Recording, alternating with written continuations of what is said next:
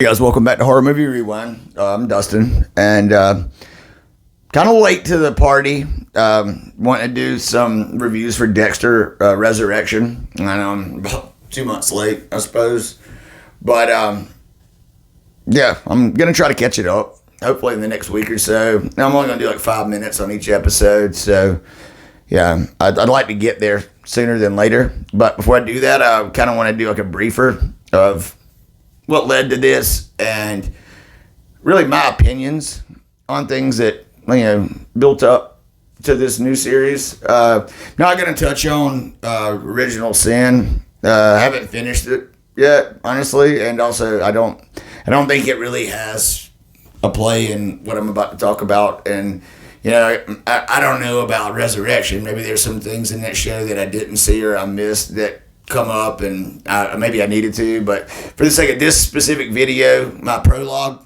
to doing the reviews, I don't think it matters. But yeah, like many people, well, Dexter was one of my favorite shows, but the final season, it wasn't just the finale, but notably the finale, it left a really terrible taste in my mouth. Now, one of the biggest reasons was one that I don't hear that often, and it was actually the fact that he managed to survive.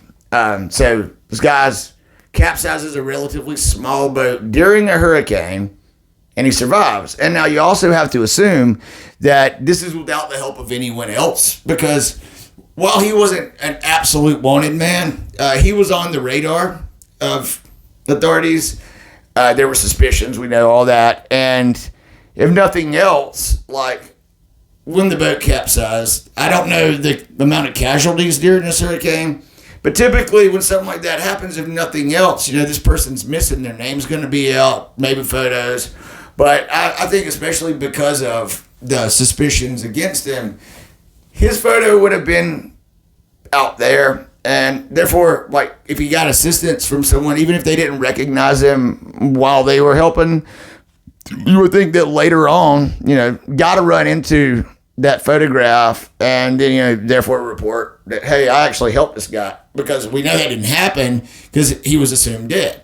So no one either helped him or no one said that they helped him or recognized him, but I think it's pretty slim odds. So got to assume that he did it all along. Capsizes the boat during a hurricane, makes it back to shore somehow, and then he somehow finds himself literally on the opposite side of the country in northern Oregon.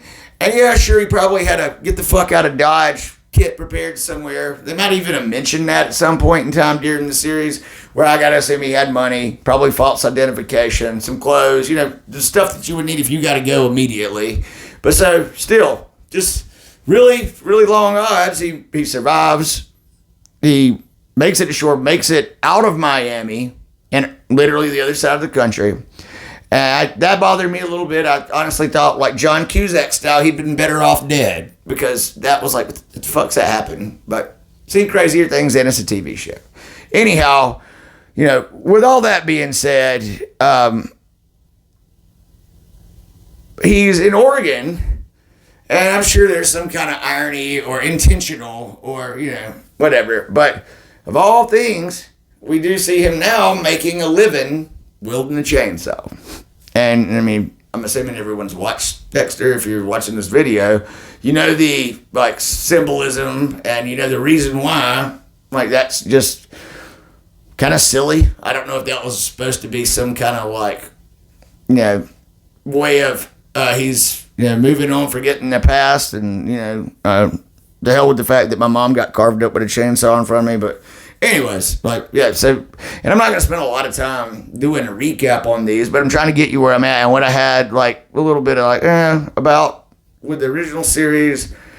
And now I'm going to move to New Blood, spend just a few minutes on it before I start the actual reviews of episode 1. But, I do know, and I'm sure most of you do as well, that the sole purpose for New Blood was the creators heard the outrage and the vitriol and hell raising online, the fans' displeasure with the way the final season of Dexter ended. So they were going to try to right the wrongs with New Blood. And honestly, in my opinion, I think they made things worse. I'm going to talk about that real quick. Then I'm going to get started with my reviews, episodic. So yeah, New Blood picks up 10 years after we've last seen Dexter when he was playing mascot for Brawny Paper Towels. Now he's once again relocated to the other side of the country, presently living in, I don't remember the name of the town, but a fictional town in upstate New York. And again, I wasn't a big fan of this miniseries. And the main reason for that is because it was nothing close to being fathomable. It was absolutely absurd. Now, sure, Dexter's always walked a fine line between being the luckiest motherfucker alive and receiving a death penalty, essentially. But yeah, there's just some absurd things about it. Again, not going to spend a lot of time doing a recap on it. But naturally, while going by the name James Jim Lindsay, and working a humble sales job at like a local outfitter, he decides to play with fire while swimming in an Olympic swimming pool full of gasoline by dating the local sheriff. And if you can't tell, one of my biggest issues with pretty much everything up to this point, post the original Dexter series, and also, again, the finale, is the fact that, like, he has avoided detection against all odds. Not because he's smart, because he does some of the dumbest shit. But anyways, yeah, that's probably the biggest splinter in me. Like, anyhow, so yeah, on top of that, now you got super sleuth teenage son Harrison, who somehow is the only son of a bitch alive that's able to locate him. And then hilarity ensues. This season becomes something of a bastard child of Little House on the Prairie and the film Mr. Brooks, which is actually a really good movie. If you've never seen it, check it out. But I'm not going to continue doing a recap on this. I'm just getting you up to speed with where I'm at on it, because basically wasn't expecting much going into Resurrection. And again, I think I've watched 6 episodes. I'm not all the way to where they're currently at. But Dexter, previous to watching Resurrection, had become like the old like cliche, something of a car wreck. The terrible car wreck. And I expect it to be atrocious and ridiculous, but I could not watch it. But so now I'm going to do the first video for episode 1 and come back. Let's talk about it, because there were some things that really surprised me about it. And it's interesting, and otherwise I wouldn't be talking about it right now. But anyhow, appreciate you guys. Dustin, catch you next time.